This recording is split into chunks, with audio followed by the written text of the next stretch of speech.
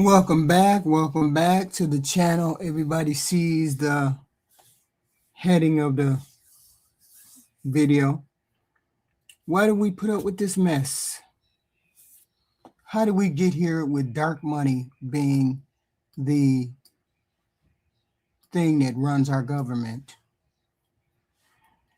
We've been raised to believe that the Supreme Court is supposed to be above politics. Like they just sitting up there calmly calling the balls and the strikes of this country. Like they're the adults in the room, right? But let's stop pretending. We got to stop pretending. Because over the years, that Supreme Court didn't just interpret laws. They changed who this country actually belongs to. And people feel it every single day, even if they don't know the legal cases behind it. People wondering why regular folks can barely get politicians to listen to them. Why billionaires somehow always get meetings, always get the things that they want. Why corporations keep getting everything that they want. Why nothing major ever seems to change for the middle class, no matter what. It never changes for us. This didn't happen by accident, and the rules got rewritten. And the Supreme Court helped to rewrite these rules. That's the part people don't want to say out loud. Because once the court started treating money like speech, the richest people in this country stopped being participants in our democracy. And they started to become owners of it. Now we in trouble.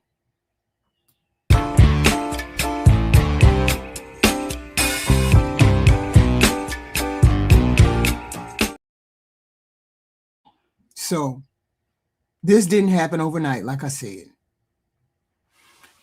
This is why elections now feel less like public service and more like a bidding war.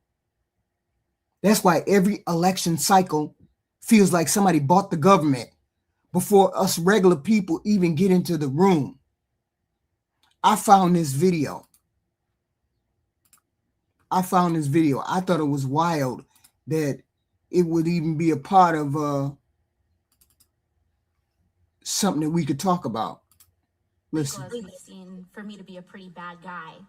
So it's even easier for the President of the United States to be one, I would assume. That's right. Thank you very much. Let's play a lightning round game.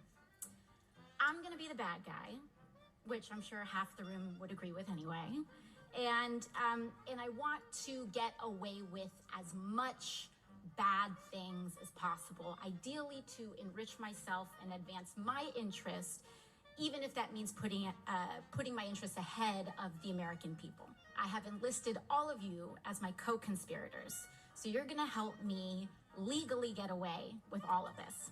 So, Mrs. Hobart Flynn, I want to run. If I want to run a campaign that is entirely funded by corporate political action committees, is there anything that legally prevents me from doing that? No.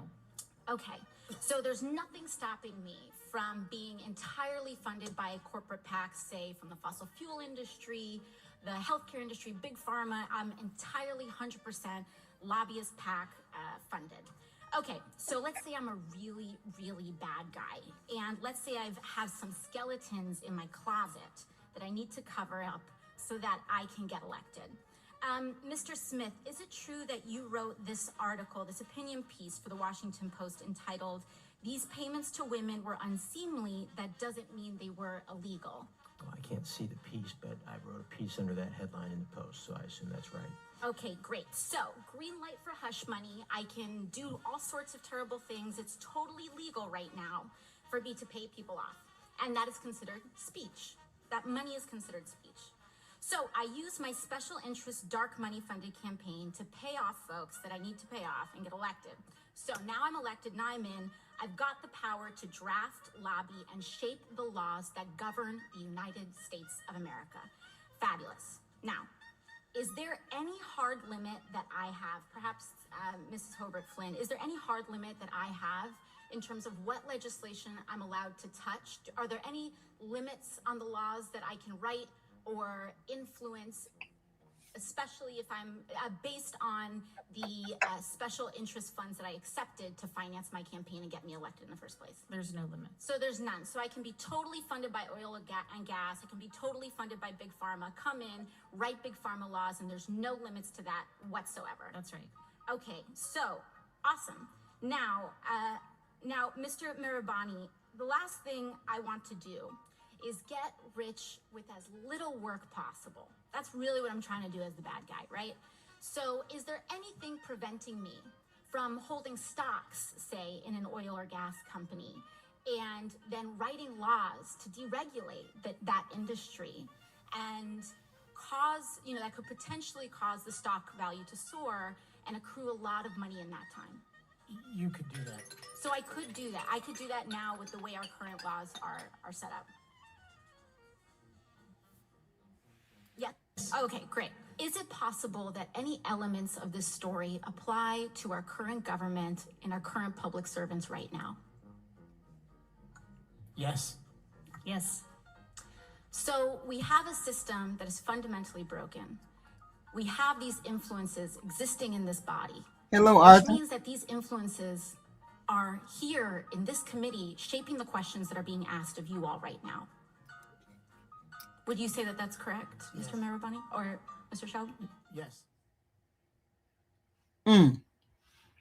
I thought that video was apropos. That's why these elections feel like less like public service and more like a bidding war. That's why every election cycle feels like somebody bought the government and us regular people, as I said, we don't even get into the room. And now we're sitting here acting shocked that ordinary Americans feel disconnected from politics. Most of us feel disconnected from politics because you're not representing my interest anymore. Dark money is not representing our interest anymore. And we feel locked out of the process. A lot of people feel locked out of the process. How did this start? The Supreme Court opened that door. It didn't happen overnight, of course. Again, this happened piece by piece, case by case, decision by decision. And every time the door opened a little wider for money to run into politics. First came Buckley v. Valeo back in 1976. That's where things really started to change for interests, corporate interests, rich interests to beat out the regular American people. Because the court basically said spending money in elections is protected speech. Now think about what that really means in real life. Because speech ain't equal if one person got the microphone and the rest of us can't get the microphone. And another person, damn the stadium sound, money is squashing all the sound. Then rich people automatically get louder voices than everybody else.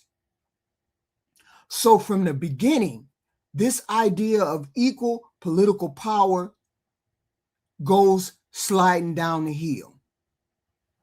Then we had Citizens United, which came in 2010. The United States is about to break and nobody is willing to talk about it. Hold on. If we as a country don't make a change here, we are cooked. The media doesn't give it the attention it deserves. Hold on, I'm sorry. But our country, it's drowning in over $36 trillion in debt. And here's the terrifying part. We're now spending more than $1 trillion a year just to pay the interest, not the debt itself, just the interest. It takes my breath away whenever I talk about it. Imagine you maxed out your credit card that you have, then took out more just to cover your monthly payments. That's what we're doing as a government and as a country.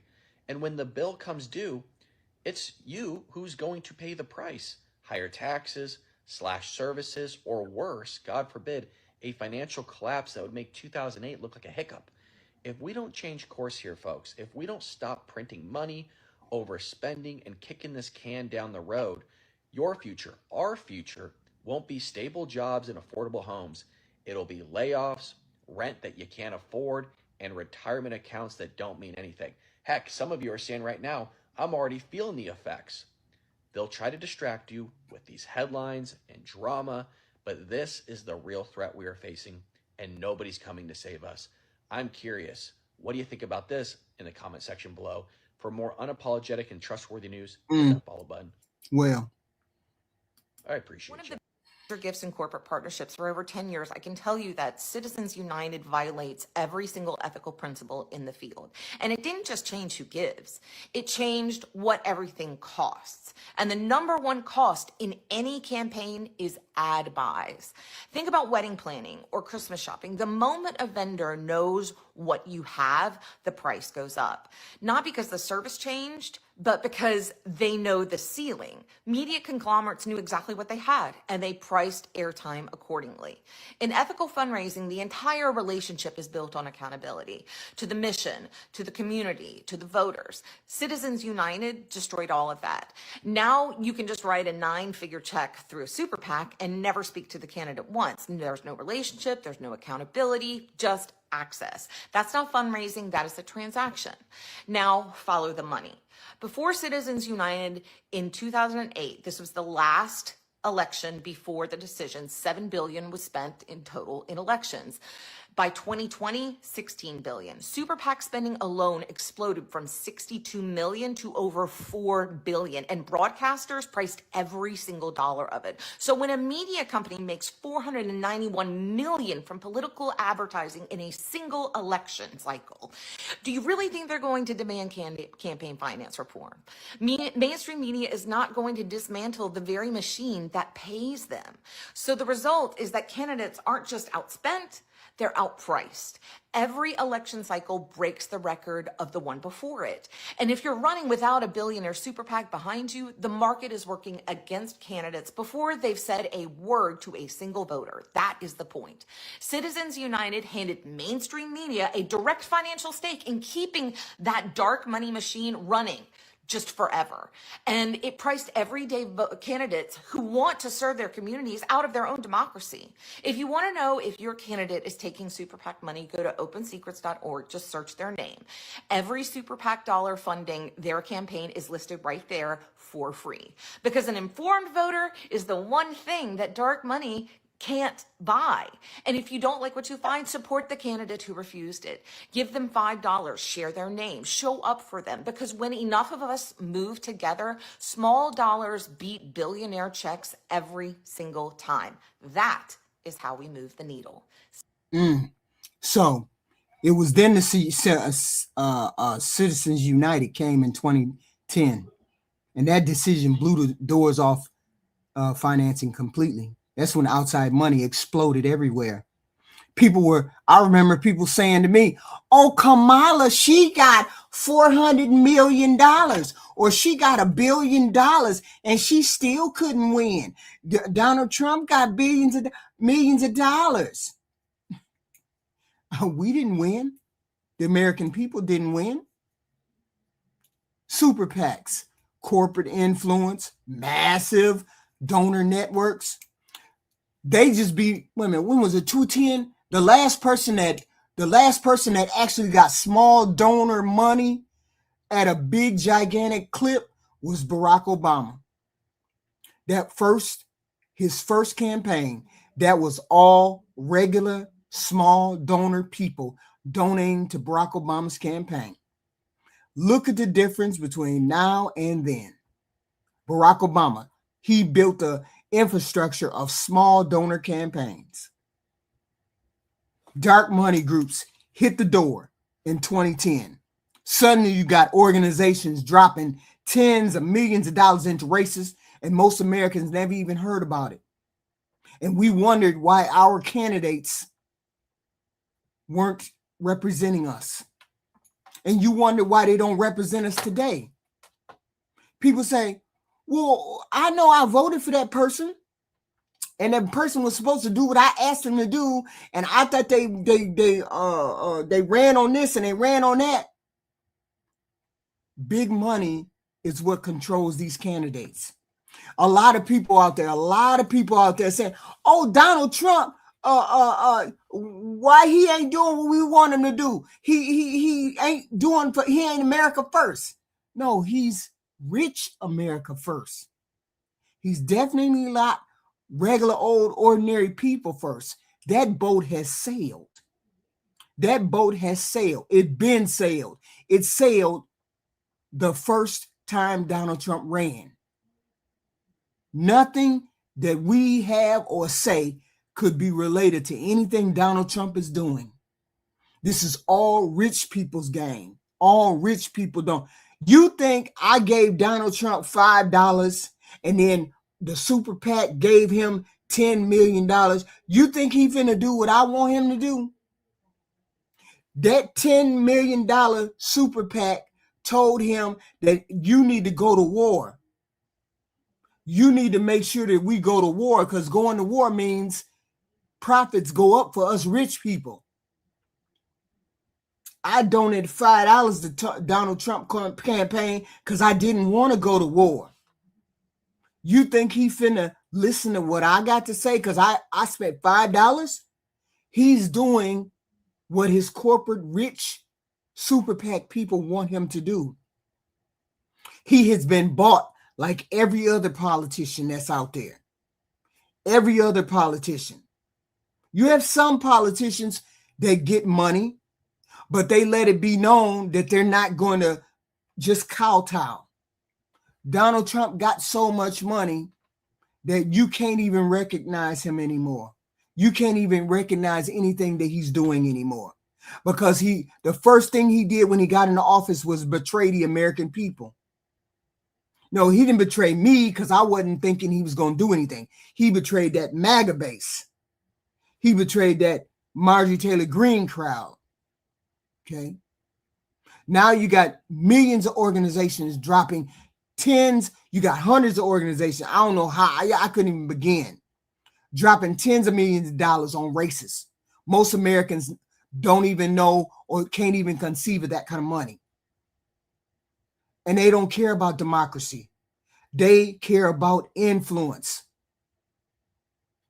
power, policy, tax breaks. Like AOC said, if there's 10 senators or congressmen in a room and all 10 of them have taken $10 million from, I don't know, Benjamin Netanyahu, they each one of them done took $10 million from Benjamin Netanyahu.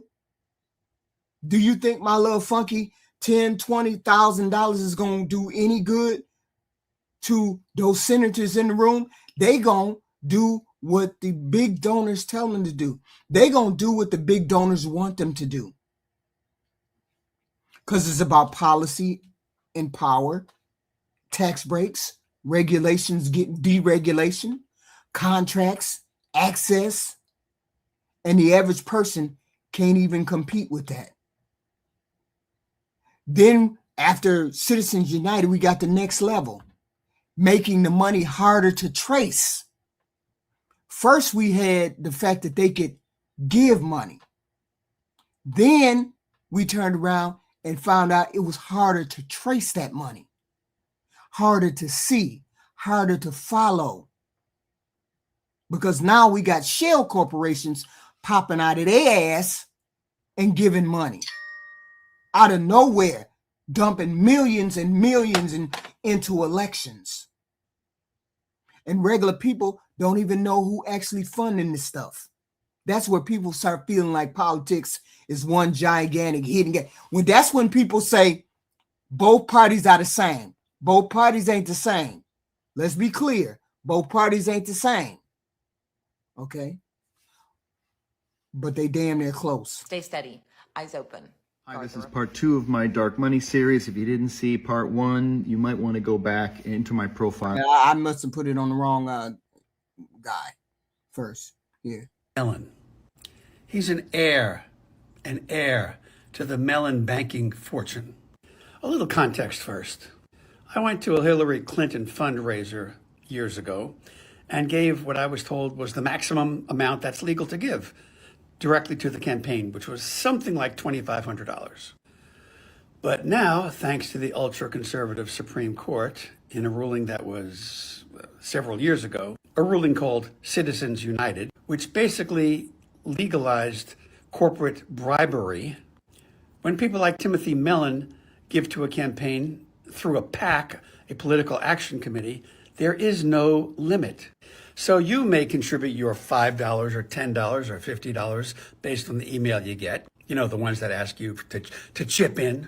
But Timothy Mellon, in one swoop of the pen, can give 50 million. In fact, so far he's given around more than 70 million. I think it's 73 million total so far to the Trump campaign. We're not equal, folks. This is one conservative donor who, thanks in great part to Trump, had to pay lower taxes than he did before Trump got into office. A guy who made some money on his own, but in large part inherited his money. Oh, and by the way, he wrote that check for the $50 million the day after Donald Jezebel Trump was convicted in the hush money case. Donald J. Trump, the felon. Anyway, so because of one man, Timothy Mellon, millions of people will see misleading ads, billboards, radio commercials, just so people like Timothy Mellon and people like Timothy Mellon can live the life they want to live. Forget about workers' rights, women's rights, healthcare rights, LGBTQ rights, gun safety regulations, protecting Medicare, Medicaid, Social Security. You know, all the things that Democrats invented, fight, and work for every day. We need to protect the billionaires. Donald Trump gave them a tax cut, and they love him for that. And so they lavish bucks upon his head. It's disgusting. We need you all, the normal people, to fight back.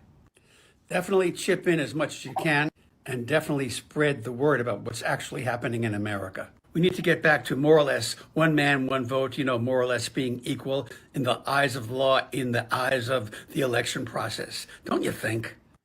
Look, all politicians accept dark money, but more Democrats are starting to make noise about getting rid of dark money, stopping people like the billionaires giving as much as they want to get what they want, not what's good for the rest of America. We need to do two things. We need to get more Democrats in office, A, and B, we need to tell the Democrats that they need to stop dark money. Biggest problems with Citizens United is that it made campaigns so expensive that most candidates can't even compete. And the reason why is probably not what you think. As a fundraiser in major gifts and corporate partnerships for over 10 years, I can tell you that Citizens United violates every single ethical principle in the field. And it didn't just change who gives, it changed what everything costs. Right. And I think I had her already. Hold on. Small dollars beat billionaire checks every single time. That is how we move the needle. Yes. Stay steady, eyes open. The United States has entered the Dark Ages. When Rome fell, Western Europe stopped moving forward, stopped progressing, stopped innovating for 500 years. Roman engineering was lost, literacy outside the church nearly disappeared, the arts stagnated. Rome's population went from 1 million to 30,000 people. But y'all hit the like and share button, please, and thank you. Please hit that like button. It don't cost you nothing, but it helps me in the algorithm. I appreciate it. Please hit the like button. the world didn't stop. Science, innovation, and progress just moved elsewhere. Baghdad's House of Wisdom translated Aristotle. Muslims invented algebra. Cordoba had streetlights and running water. Tang and Song China invented paper money, gunpowder, and movable type. And that's America today. University research funding has been cut. Arts programs are ending. Medical science is replaced by anti-vaccine policy and unverified claims. Not surprisingly, life expectancy is below every peer country. See, now here's where this really starts hitting people emotionally and in the gut, right?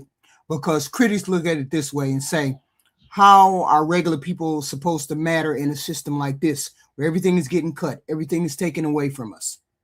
And honestly, that's a fair question, because we have to look around. Healthcare costs still are crushing people. Housing costs are insane. Wages are struggling to come up. College debt is everywhere. People got debt, they got loans, they got all kinds of. Yet somehow the donor class always seems protected, no matter who's in office. Tell me I'm lying.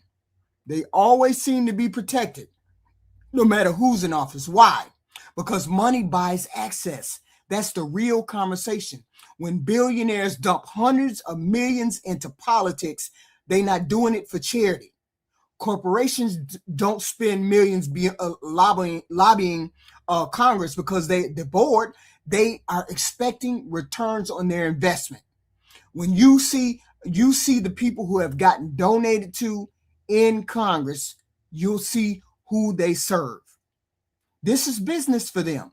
And once politics become investment strategies for these people, ordinary citizens stop being the customer. We ain't the customer no more.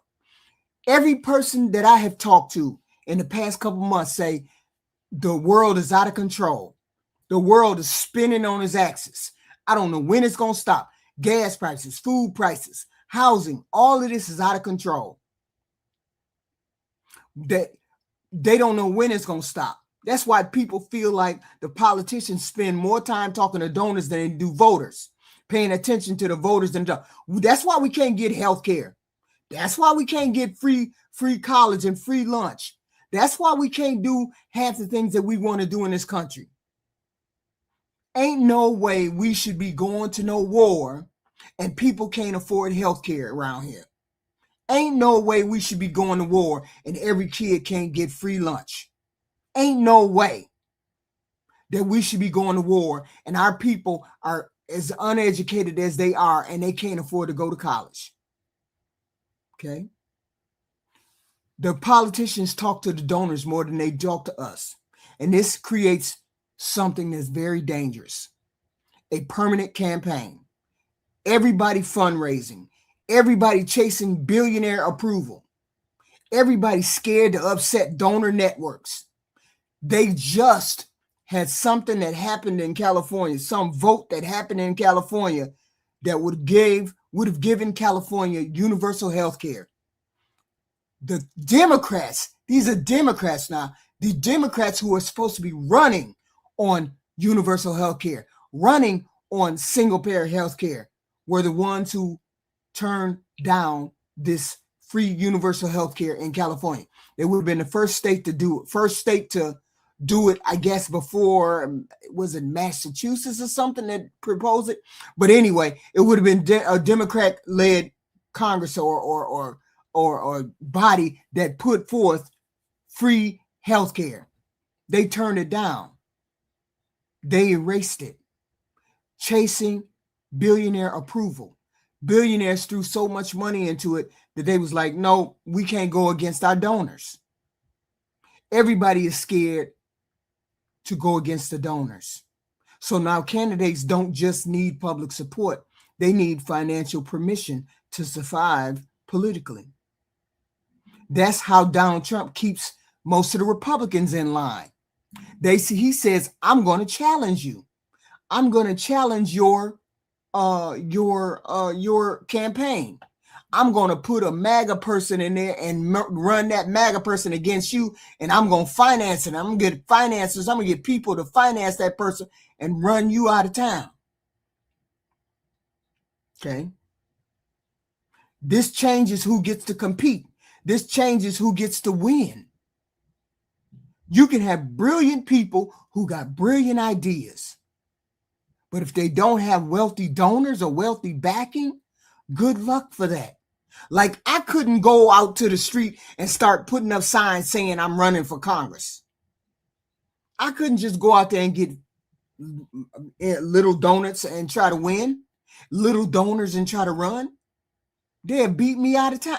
They'd do a blitz on my ass. Rich donors would do a blitz on me for the other guy, just because they know I wouldn't take no money and they couldn't afford for me to win. Okay. Because I'm not profitable to them. I'm not profitable to them. So they're not going to let, that's why James Tallarico in Texas is so vital if he's a person that's not bought by corporations, if he's not bought by corporations. Okay. Fear becomes profitable. Division becomes profitable because angry people donate faster. That's why politics constantly feels like emotional fighting and welfare now. Everybody screaming, everybody panicking, everybody hating each other because outrage keeps the machine running. And this is the part people don't like to hear. Because once people believe the system is rigged and it ain't no good, they start asking, how do we fight back? And can we fight back? This is where the moral argument starts to break down, because some people now are saying if billionaires use dark money, maybe regular people need their own version. Basically, fight fire with fire. And that scares a lot of the rich people. If us poor people pulled our shit together and went against the rich class, they couldn't beat us. If we elected people that represented us, if we supported specific people for us, get a candidate that has a contract with the American people. This is what we want. This is what we want you to do, and run that candidate. And it wouldn't be a Democrat or a Republican. It would be a different person. It would be an independent person. An independent person that would run on what we wanted that person to run on. And this is dangerous territory for the rich people, because they keep us separated, because they keep us mixed up in this culture war shit all the time. All the time. And this is dangerous to them, because once everybody starts justifying hidden money, political welfare, they gonna think there's a problem. The system is ugly. We can't be on the side of the Republicans saying hidden money and political warfare is justified. We can't be on that side, because right now they're on that side. They're on the side of Donald Trump, and they don't have the interest of the American people at hand. They can't have the interest of the American people at hand. We wouldn't be at war. We wouldn't be down this rabbit hole with a big, beautiful bill that did nothing for the regular, ordinary American person. I say rescind those tax cuts. Bring those tax cuts back. No, we finna abolish those tax cuts. We can't have those tax cuts. We can't afford those tax cuts. We can't afford this war. Okay? We have to stop what we have to stop. What choices do the American people have left? Because if one side has tanks and the other side don't have nothing, this ain't no fight. This is just a surrender. I ain't never gonna go on the side of the rich people and stand against the middle class. I ain't never gonna do that. I will always stand with the middle class. Okay, this is the problem we have right now. This is the dilemma. People feel trapped between corruption and becoming corrupted, trying to survive through it, trying to get through it. And people stop believing in the system. At the end of the day, this ain't just about court rulings. It's about trust. That's what's collapsing in this country, is the trust that we have in the system. My vote should mean just as much. My vote should mean the same as your vote. My vote should mean the same as your vote. You shouldn't get to donate $10 million and your vote means more than mine does. It should never be that way. Okay? Billionaires right now currently have more political power than its citizens. Faith in this system is starting to die.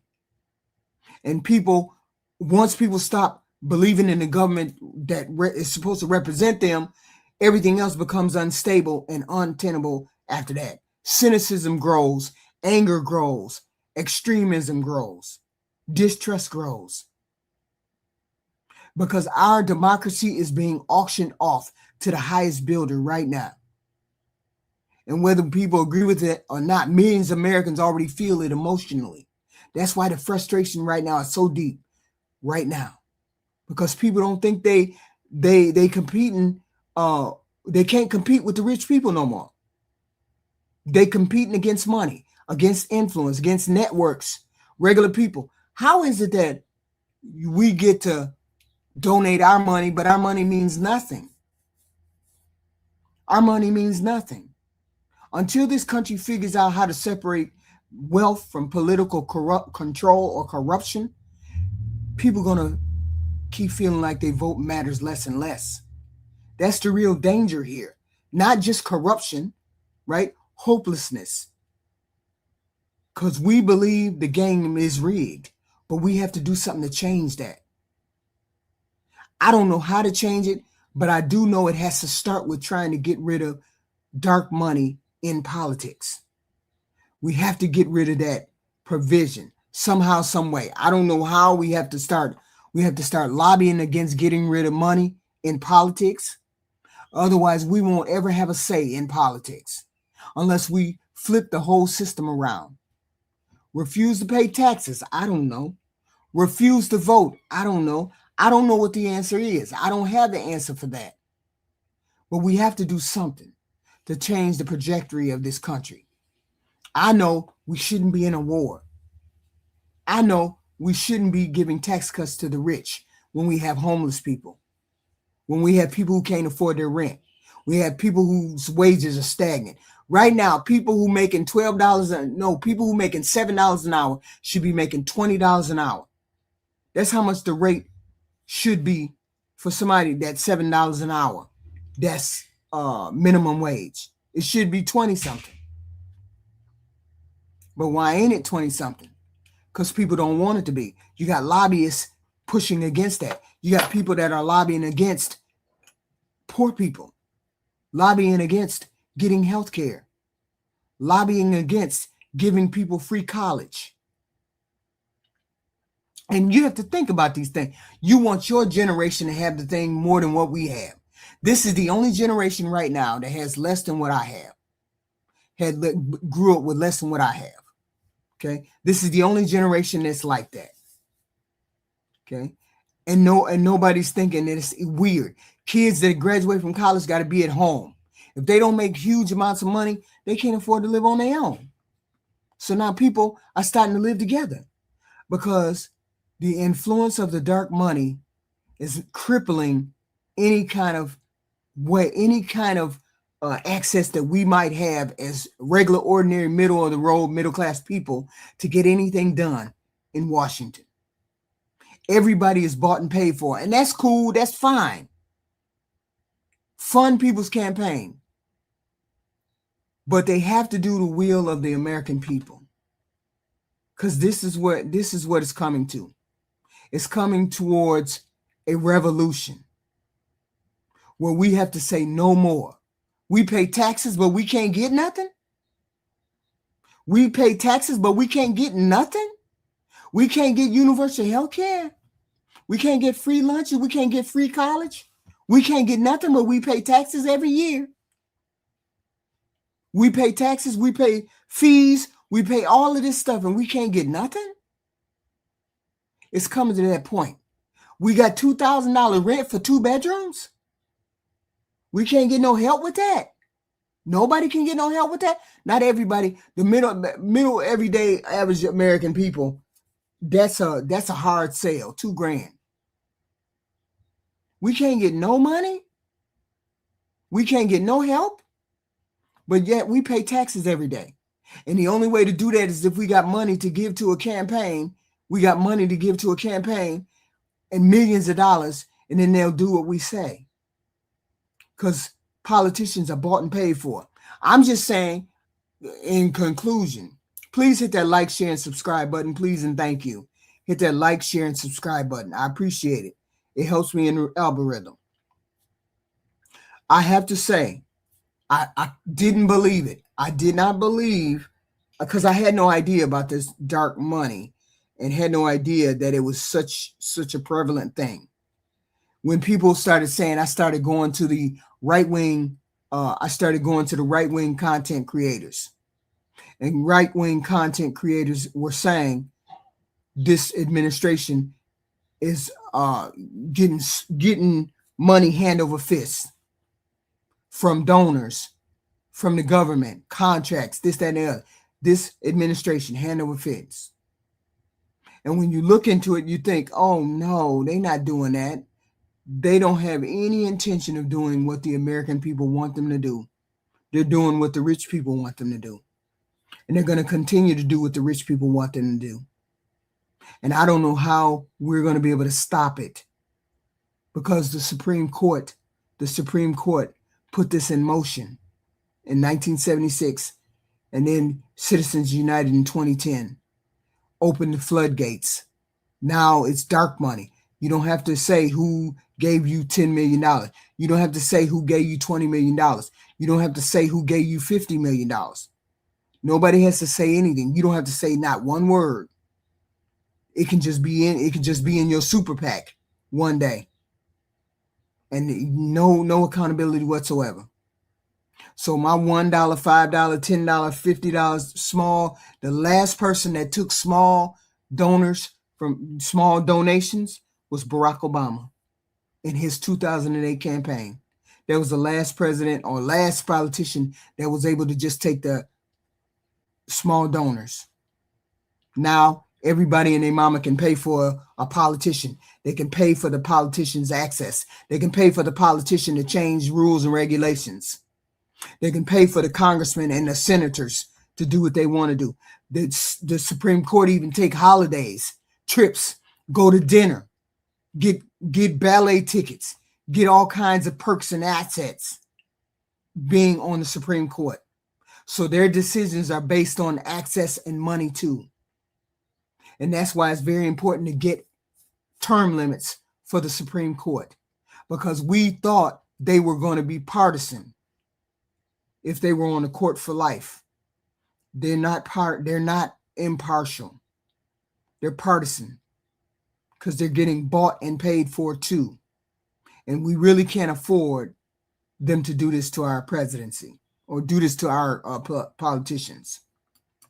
But just like in the European Dark Ages, in the American Dark Age, progress and innovation have simply moved.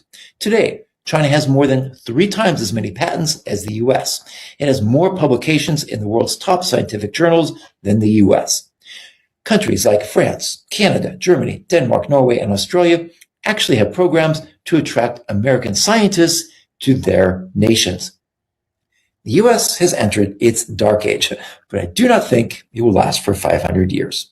I have more cultural perspectives on Substack. No, the self-destruction of the United States of America is by far the most deserved downfall in human history. And no person with any sort of a conscience whatsoever would lift a finger to prevent it. And I'm telling you, it is an insult to every single person of every single nation that your country ever terrorized, to every individual of every nation that your country ever robbed or exploited or massacred. It's an insult to everyone that they are oppressing right now and throughout their monstrous history. It's an insult to every enslaved ancestor of every African, to every ancestor of every Native American. It's an insult to the ancestor of every Filipino, every Hawaiian, every Puerto Rican, every Mexican. It's an insult to the people of Iraq, to the people of Afghanistan, to the Palestinians, and the list is endless. It's an insult to literally the hundreds of millions of Uncle Sam's victims for you to want to avert his punishment in any way whatsoever, because you have the gall to come here and tell us that he still has a good heart and there's a chance that he can change. And this is our problem. We got to get rid of the dark money, and we got to figure out a way to combat that dark money, because dark money is going to be the downfall of this country. We can see it. This country has, for the past 10 years, because I think we were the happiest we were the happiest that we could be under the Obama presidency. That has been the height of it. It's been downhill ever since. The minute we seen or heard that acceptance speech, inauguration speech from Donald Trump, it was downhill from there. Biden, down here from the COVID. Trump getting elected again. Down here again. Getting the money, dark money, coming into politics. It's been down here ever since. And I don't know how to turn it around. I'm hoping people know how to turn it around. Hoping we get some smart people in here who know how to turn this around. Because we need help. This country needs help. This country needs to be flipped on its head. Because the way we're going right now, we're going to be in a ditch real soon from what the spiral that has been perpetrated on this country. And I don't know what the hell or when it's going to change, because it's wild right now. You all hit that like, share, and subscribe button, please, and thank you. I need you to hit the likes when you can. And I will be back with another video on tomorrow at 10 o'clock. Of course, we got to talk about politics. But we in trouble, guys. This country is in trouble. I appreciate you guys coming to see me. Please hit the like button. Thank you. Thank you. I appreciate you.